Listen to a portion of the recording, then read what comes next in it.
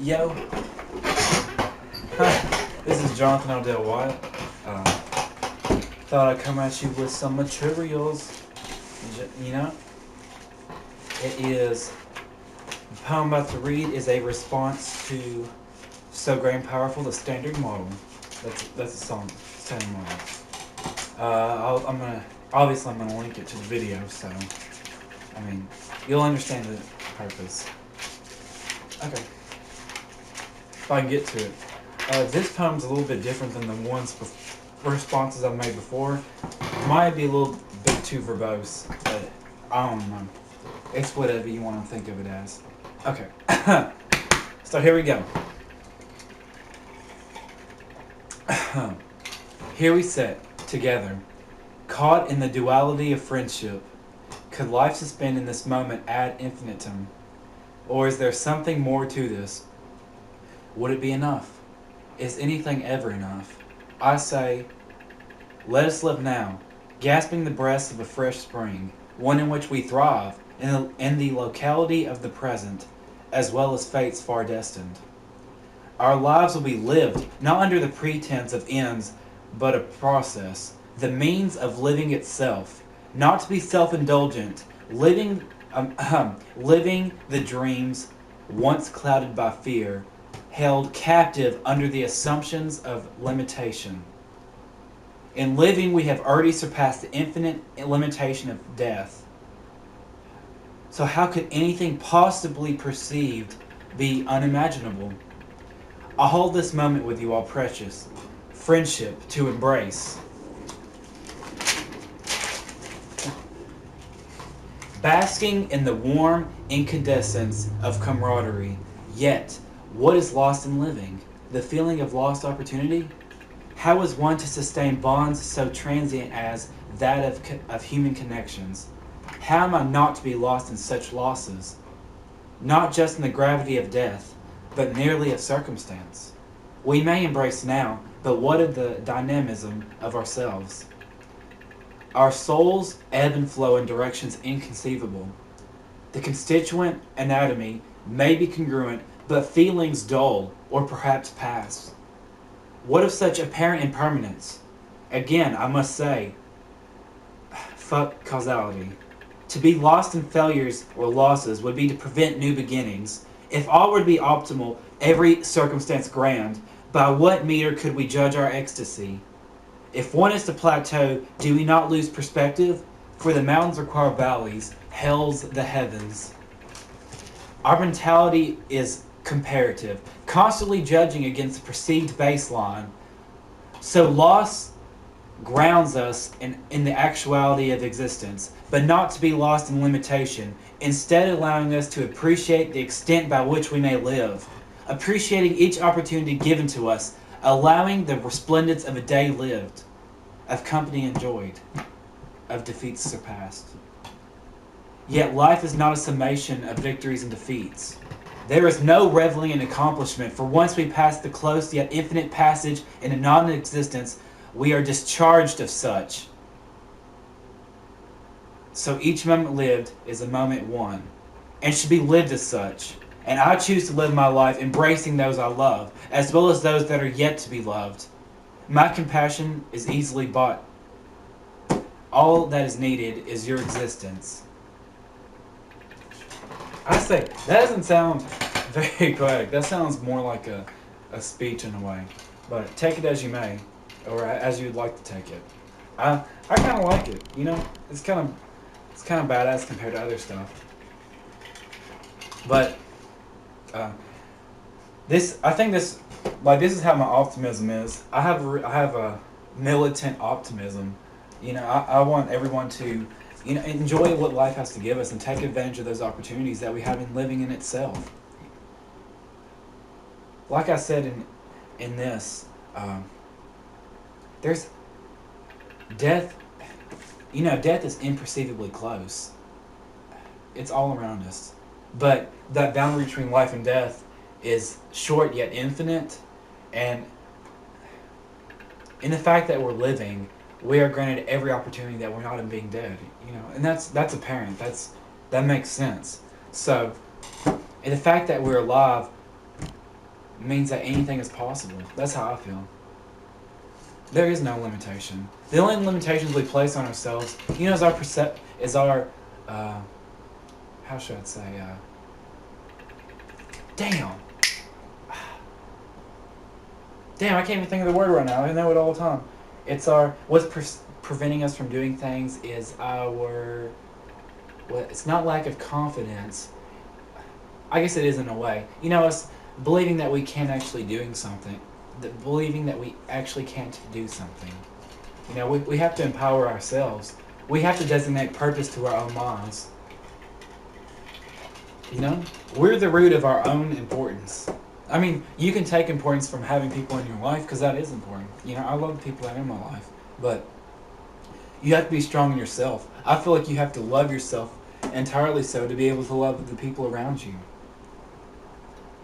But I just feel like in being alive, though, every possibility is granted to us, especially in times that we have now. But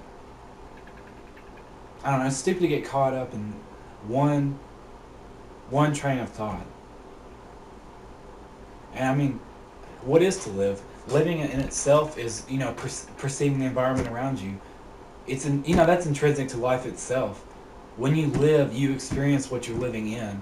And so, why would you allow yourself to live in a circumstance you don't wish to live in? That doesn't make any sense to me. I mean, when I subject myself to conditions that I don't want at all, that I don't find tolerable, it's because I guess it might be a social fear, or it's something that's holding me back, and it's in myself, for the most part. There are some people that are oppressed through other physical means, and psychological, that they can't help, and I know I'm speaking from a privileged position, as an American citizen. But I feel like anything is possible. Now, I guess that's just a consequence of how I was raised and what I was raised in. I guess if I was raised in a more oppressive circumstance, then I wouldn't feel so optimistic in my beliefs. And in the way that I think. But I guess this is where it came from.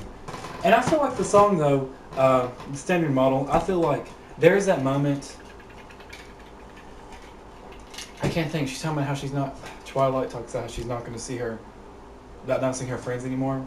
And there is that melancholy in life when you look back on moments and that you're not able to experience them again. But in having experienced those moments before, you can set up a circumstance where you can experience analogous events later on, or in the present. The past is supposed to reinforce the present and boost us into the future. It's not supposed to hold us back at all. It's not an anchor. I feel more like it's like I don't know I guess it makes me think about construction. Like the past is you do need to have a good past, which is a good foundation for your life. It's like a skyscraper, I guess. The better your past, the better that you see your past, the better you're going to be able to uphold yourself as an individual later on. Or you can see, I guess, past those obstacles and make yourself better from that. But I don't know. It's just, I don't know, it's crazy how amazing life is in itself. It's just a wonderful experience. And it's horrible when you hold yourself back. Speaking from experience myself, I'm not perfect at all, I know that. I hold myself from a lot. There are times when I'm very timid and shy, and I don't know, that I'm just ridiculous. Because of some, feeling of inadequacy, or some phobia. Some fear that has there's no reasoning behind it, like that kind of fear. An illogical fear.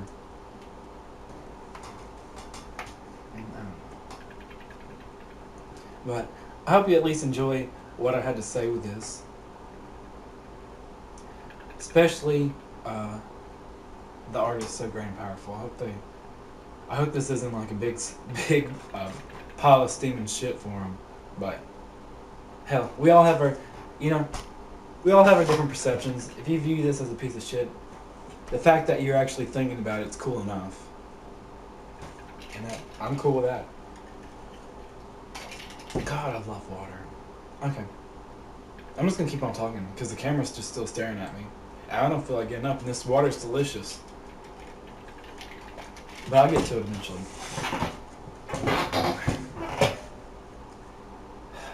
It just makes me so mad. Holding back, the thought of holding back, the thought of not doing something just because you think that it's not, that you might fail or it might not. I'm not saying that you should just live in the moment, just do things as you see them and just sprint into them, jump into them. But I mean, it's good to think about things and to set up yourself for the future, and make the right decisions.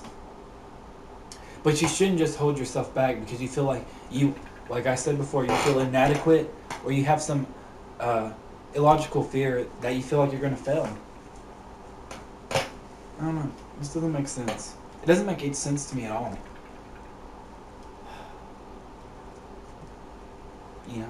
You're just taking away the purpose of your own life if you're the one holding yourself back.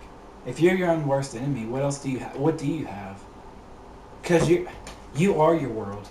You can't experience any other reality besides your own. Our own. I guess we all are humans. We all are part of the same species, but the neurology behind us, like the biochemical pathways that affect us, are all we're different iterations of a person. We're not all congruent, so we all live in our own, you could say, hell or own reality. And you could say we're burdened with that, or that we're blessed with it. But it's not as simple as, it's not like a duality or dichotomy where it's one or the other. It's a whole multitude of interpretations of life. And you just do whatever the fuck you want. And that's the cool part.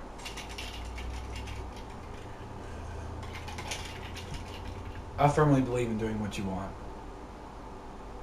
Even though I'll do what I want at the expense of cutting off some opportunities that might be more beneficial than what I thought. But that's part of life. I don't know. Just hope you enjoyed this shit. But oh yeah, check them out. Cool ass fish. I know you can't see it glowing right now, but it's got a bunch of fiber optics. Actually, my dad, he specialized. He was running, was it Cat5 cables? He was not just Cat. He's not like running a bunch of Ethernet cords around some building. I'm saying he was like installing fiber optic systems and some of the college campuses. Yeah, around the United States. I remember he did Western Kentucky University. I know he did like Chapel Hill. He did a school in Montana. I don't know. It just made me think about that because it has you can see a little fiber optic, like these little bitty tubes, all this little light coming out. But anyways, it's badass. Even though it's old as hell and I've torn it apart. But thank you for watching. I'll give you that. Whoever's watching this, hopefully you enjoy this. And you can respond to me with whatever you want. Preferably with video. But just keep it beautiful and delicious. Like this water. I love water. But anyways, have a good night. Or a good day.